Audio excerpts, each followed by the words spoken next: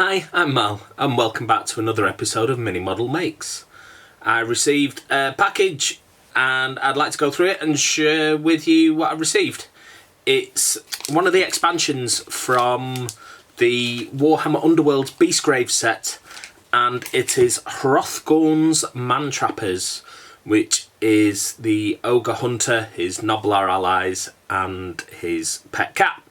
So what I'd like to do is an unboxing video, go through all the bits and pieces in the box and show you the dice and things that I got with it, just as a little mini video as a filler while I'm working on some other projects at the moment. So I'll get the overhead camera rigged up and we'll go for it, so see you shortly. Here we have, without much further ado, the Warhammer Underworlds Beastgrave expansion for Hrothgorn's Mantrappers. As I previously said in the introduction, I got this in the post the other day.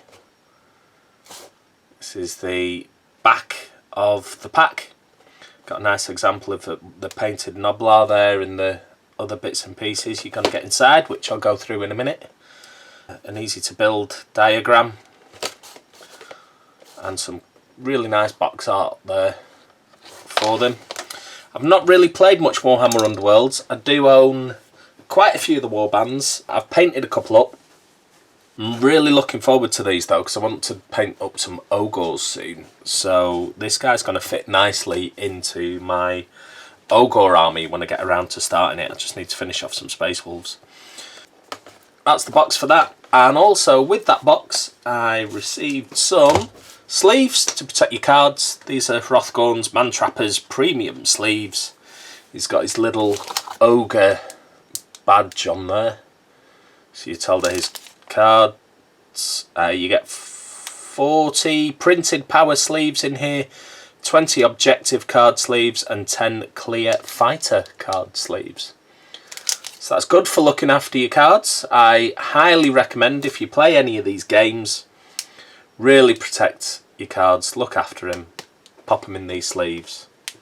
Really makes a big difference. And then because as in previous videos, I'm a bit of a dice fiend and fanatic, I've got the Hrothgorn's Mantrappers dice pack. So they're quite a nice blue colour and a dirty bone colour for your other defence dice.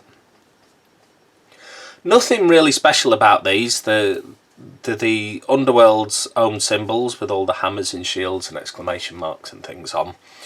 Each warband gets its own colour, but besides that, there's nothing special to mark them out. There's, you know, I think sort of the shield should have like the ogre symbol, like the cards do, or something on, just to set them apart a little bit.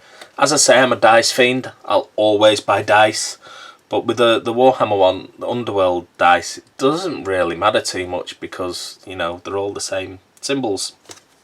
There we are, pop them to one side. Okay, let's crack this box open.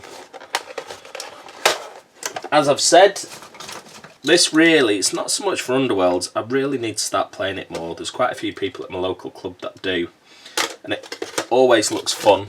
I've had fun with my children playing it as well, and they've got their own warbands. Really need to start playing it more. Here we have the box open now. So you get inside a plastic box to keep all your items safe. We have our instructions. Read this first before assembling your miniatures. They are all the easy to assemble ways, so there's no glue required. I mean, I will glue them anyway to keep them all together. But the good thing is with these is, you know, your kids can click fit all the parts together. You don't need to muck around with glue. But there's the diagrams for how to assemble everybody on there. Put that back in the box. You have to bear with me 1 second, excuse me, while I get a knife to open the cards. They're in some quite tight cling film. That's our one pack, and what I will do is open the other pack while we're waiting. As I say, I apologise for this. I'm just carefully opening these off camera. Making sure I don't slip my thumbs open in the process. Hello Dave Roulier, if you're out there. You'll get that reference. Right, we'll go through the cards quickly. So first of all, we have all our different little stratagem cards and other bits and pieces here. We've got Blindside. Play this during an attack action before the attack roll. Push one friendly fighter up to 2 hexes, so they are a supporting fighter. I suppose that's quite good for if you're trying to gank someone with all your nobblers or your hunter and everyone all together. Buried Instincts. Play this during an enemy fighter's attack action. Targets a friendly fighter before the attack roll. Give that friendly fighter 1 guard token. If that friendly fighter is a quarry, you can re-roll 1 dice in the defense roll for that attack action. That's alright. Chain Attack. The first attack action made by a friendly fighter in the next activation has combo. So there's all sort of synergy cards for everybody working together. Dragged into Darkness. Choose 1 enemy fighter that has 1 or more move tokens. The chosen fighter is dealt 1 damage if that damage would take the chosen fighter out of action. So there you are, you've got someone left on 1 life. Play that. Boom. Away they go. Rock Snake Toxin. Amber Liquid petrifies the victim from the outside in a nasty way to go. Choose 1 enemy fighter adjacent to 1 or more of your friendly fighters. The chosen fighter is dealt 1 damage at the end of each action phase. This effect persists until the chosen fighter is taken out of action. It's another little nasty one. Run up with your nobblers and coat someone in Rock Snake Toxin. Sudden Scarcity. The next time an opponent spends any glory points to give a fighter an upgrade, they must spend 1 additional glory point to do so. This effect persists until the end of the phase. Unnatural Truce. Draw up 2 power cards. Each other player draws up to 1 power card. A Vicious Beast. Place the scatter token on a lethal hex.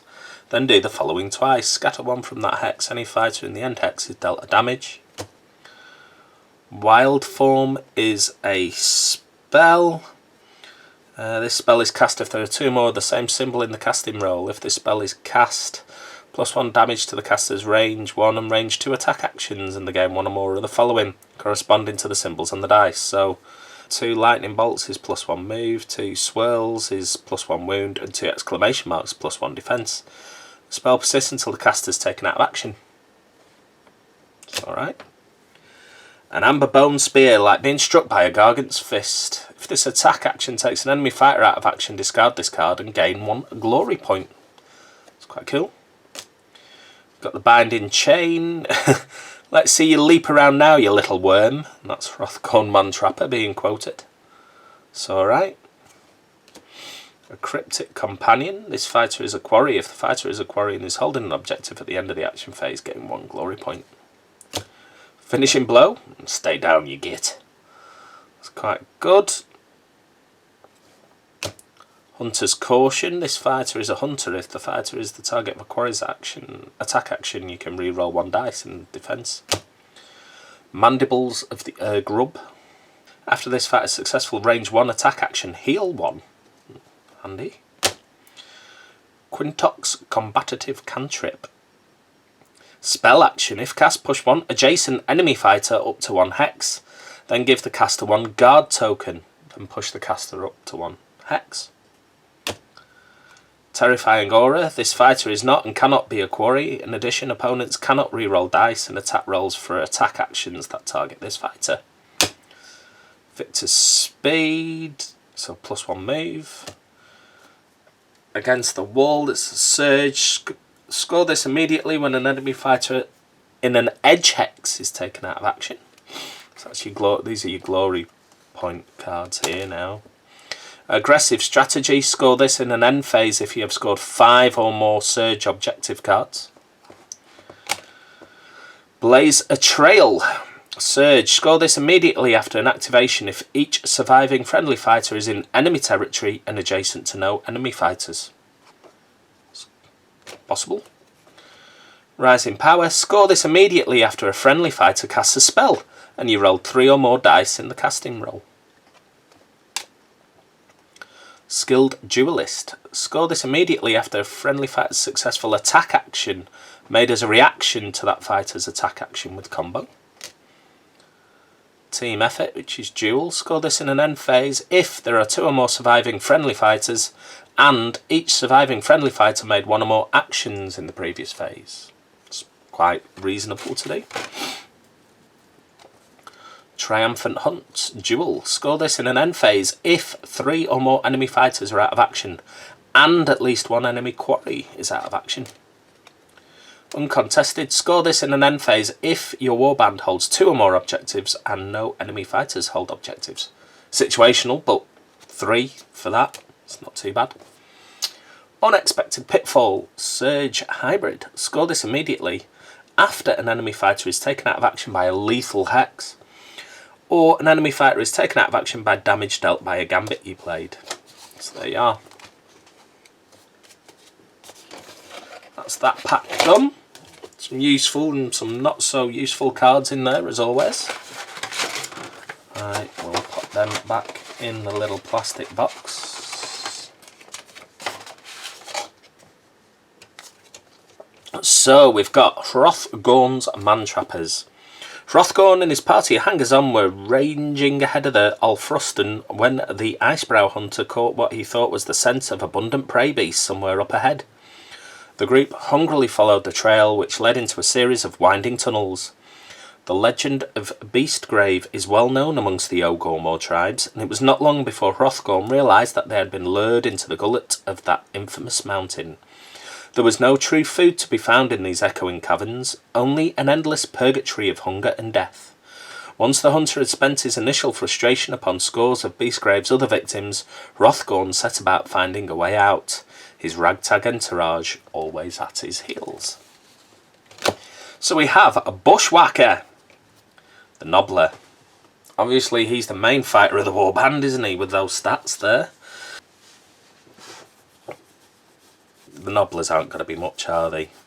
Becomes inspired if an enemy fighter adjacent to your leader is taken out of action. Very possible, because your leader's going to be an ogre, so he's going to bash people, isn't he, for fun. He carries around a beast trap, which, yeah, is just as impressive as his stats, really, isn't he? Here we go, here's the main man himself, Hrothgorn Mantrapper. He's got a trap launcher, which is quite good. It's got some range, so right there. Becomes inspired when an adjacent enemy fighter is taken out of action. So it looks like basically get him in, take someone out of action, and your entire warband is going to be inspired then. That's him. Quite a few wounds there, be able to tank a little bit.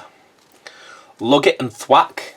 I really do love the models for this that I saw on the box.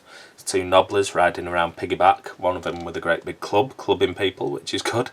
He's beating club. He gets +1 dice if there are fewer than 2 wound tokens on this fighter. It's alright. Same again, becomes inspired. Yeah, in fact, they all become inspired if an enemy fighter adjacent to your leader is taken out of action. So yeah, run your ogre in, bash something to death, and your warband's inspired. There's Quiv. As I say, all these Nobblers are very similar in stature, really. Thrafnir, which is the Frost Saber. It's quite cool. 523, so yeah, better than the Nobblers. With his elongated fangs.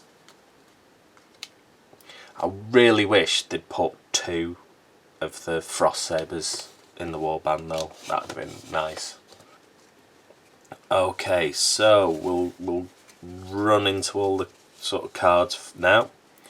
We've got Carnivore's Senses, which is the first attack action made by a friendly hunter in the next activation has Ensnare. Driven Onwards. Choose 1 friendly fighter that has 1 or more move tokens. You can remove those tokens. Right, go again, that's good. Frozen Earth. Pick a feature token and a hex that contains or is adjacent to your leader. Remove it from the battlefield. That's Hrothgorn. Nobblar Scramble. Push each friendly Nobblar up 2 hexes. That's good for moving your warband up together and ganking some character or, you know, opponent on its own.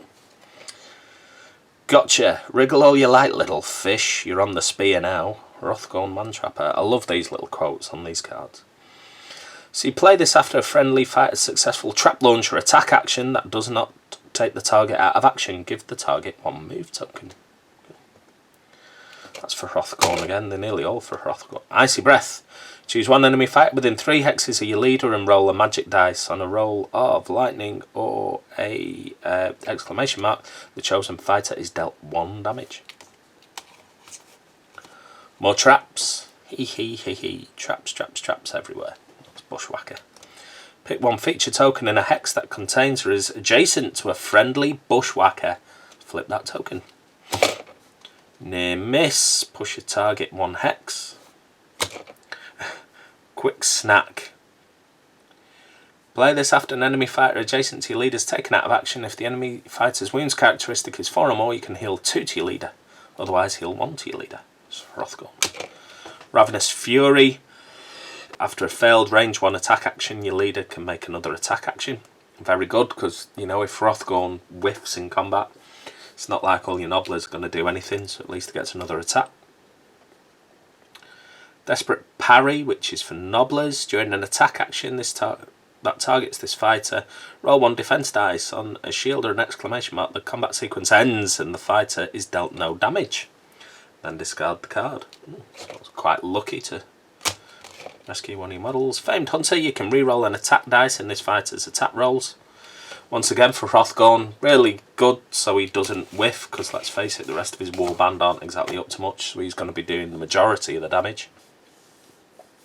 Hunting Beast, after this fighter's successful attack action, pick 1. Push the target 1 hex or push the fighter 1 hex. That's for Thrafnir. It's useful, situational.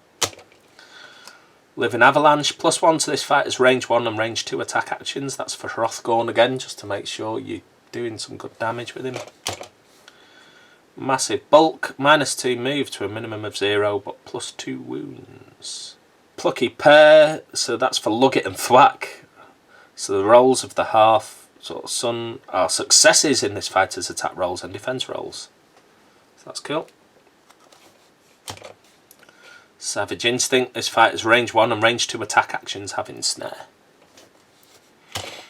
Sign of Everwinter, give each adjacent enemy fighter 1 move token. Oh, that's good. For slowing down your opponent. Okay, when this fighter's dealt 1 damage, reduce this damage by 1 to a minimum of 1 from Toughened Hide. That's to Hunters. Veteran Hunter, draw up to 2 power cards. Quite useful. Here we've got more of the objectives, the glories. So, score this in an end phase if there is at least 1 surviving friendly fighter and there are no friendly fighters in your territory. Arm of the Everwinter. Surge. Score this immediately when your warband removes a feature token from the battlefield or flips a feature token. Boxed In. Score this immediately after an activation if there are 3 or more friendly fighters adjacent to the same enemy fighter. That should be achievable with all your nobblers and extra movement you can get and things. That should be quite easy to do. Butchering. Score this in an end phase if there are more enemy fighters out of action than surviving enemy fighters. Once again, could be an easy one to pull off. Dinner Time. Score this immediately when an enemy fighter moves into, is pushed or is placed in the same hex as a friendly trap model. With some of the other bits and pieces you've got in here for moving things around, you should be able to do that. Extra Crunchy. Score this immediately when your warband takes an enemy fighter with 3 or more upgrades out of action. Flush them out. Score this immediately if your warband pushes an enemy fighter that is not adjacent to your leader, and after the push they are adjacent to your leader. So same again, there's a lot of cards in here that are moving things around. Should be able to pull that off. Hunter's Feast. Duel. Score this immediately when your leader's attack action takes an enemy fighter out of action and your leader made 1 or more attack actions that took an enemy fighter out of action earlier in the phase. Momentarily sated. I do not believe an ogre is ever momentarily sated. This is for 5 glory, so obviously this is going to be really hard to pull off. Score this in an end phase if all enemy fighters are out of action. Or if you play multiplayer, all fighters in 2 or more opponents' warbands. So I suppose that's kind of the killing blow if you've, walloped someone out with everything. Bang that on just at the end to add insult to injury. Pull it back a little bit. Surprising competence. Score this immediately when a friendly nobbler's attack action takes an enemy fighter out of action. Surely that should be 5 stars, knowing nobblers, but,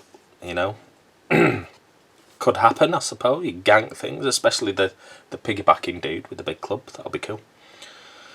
Top of the food chain. Score this in an end phase if your leader is the only surviving leader. There we go. And unexpected cunning. Score this immediately after playing your 3rd or subsequent power card in the same phase. So that is all the cards gone through. If any of you are watching this who are massive Warhammer Underworlds players, you're going to know far more about those than I am. But if you've not got this set, hopefully that gives you a little bit of a heads up as to what it's about and if you want to go for this warband. Now, onto the frames, which is my favourite thing here. So, I really do love the bases and the sculpted bases on all these models. They're really cool. Bases and faces is a saying. So if you do a really good job of all these awesome bases, it's going to make your models stand out even more, which is good. So here we have our Ogre Hunter, Hrothgorn himself. His head, there's a little nobbler there as well with a big arrow. Hrothgorn's crossbow. His base with his feet on and a chain. Lovely. More chains with his body and his hand. That's the other part of his crossbow, so his crossbow will go onto there, and a nice sort of fur pelt cloak to go on his back. Games Workshop are really outdoing themselves recently with some of the glorious detail they're putting onto these models and these warbands and things. Really superb. And also a joy to paint because of that. Here's the rest of the warband. We have, it looks like another 3 nobblers here, so you get 4 nobblers in total, and the Frost Saber. He's cool. I really wish there were 2 of them though, just so you could. I know there will be rules for this guy in Age of Sigmar, but if you had him and the 2 Frost Sabers, you could just use him as a normal hunter as well. We have loads of traps because that's what nobblers are all about. You can imagine fighting this warband, you're going to have all these bear traps clinging to your legs and everything, little nobblers running around trying to ensnare you and things. We've got the little piggybacking nobbler with his mate on top of him. Such a cool model, and great big massive axe there for them to club things with, or it's a club, I'm not sure. It's got to do some damage and really spoil your day if it thwacks you around the head anyway, isn't it? As I say, nice little warband there, which can also be used as your Icebrow Hunter in games of Age of Sigmar if you're into ogres. I really recommend it if anyone's collecting or going to collect an ogre army and wants one of these Icebrow Hunters. For the cost of this warband, even if you're not going to use it in Warhammer Underworlds, you kind of quids in for using it as an Icebrow Hunter compared to the price of real stuff. And also, flog the cards, because not all the cards are specific to this warband. So just go online, sell the cards to some Warhammer Underworlds players who don't want this warband but might be interested in some of the cards. So that's worth looking on eBay for. Excuse me, I'll have a bit of a drink just because my throat's quite dry. Okay, so I will wrap this video up now with you, and that's the end of it. I hope you enjoyed that. As I say, I'll do a proper video wrap up back to you shortly. So that's the end of the video. Hrothgorn's Mantrappers. Really looking forward to getting some paint on these very soon and having them in my Ogre army. Anyone who's come here with regards to Warhammer Underworlds, hope that's shown you what you've got inside, what cards are in there, and you can strategize and decide whether you want this awesome little warband or not. As I say, I'm not a huge player of it, so from a tactics point of view, I've read through the cards. I'll let you come up with your own conclusions as to what you can and can't do with them, how useful this warband is. Anyone out here who's collecting an Ogre's army though, as I've said, really cool, cheap way of getting yourself a few Nobblers and that all-important Icebrow Hunter. Really wish there'd been another Frost Saber in there though for it. Okay, so as always, please like, share, subscribe. It'd be really cool to get some more people subscribing to the channel. A bit of impetus to make some more videos. I do have a Mini Model Makes Facebook page, which I will put up. Join the community there. That is everything. So see you soon. I am kind of finishing off the Space Wolves project at the moment for Horus Heresy. So there will be a couple more Space Wolf videos coming up soon. And also someone's asked me with regards to painting some models from Warhammer Age of Sigmar. I'm currently in the middle of experimenting with the colour scheme for those, and we'll be putting up a video for those shortly as well. I'll leave that as a little bit of a surprise though. Okay, so see you soon. Bye for now. Thank you for watching. Take care.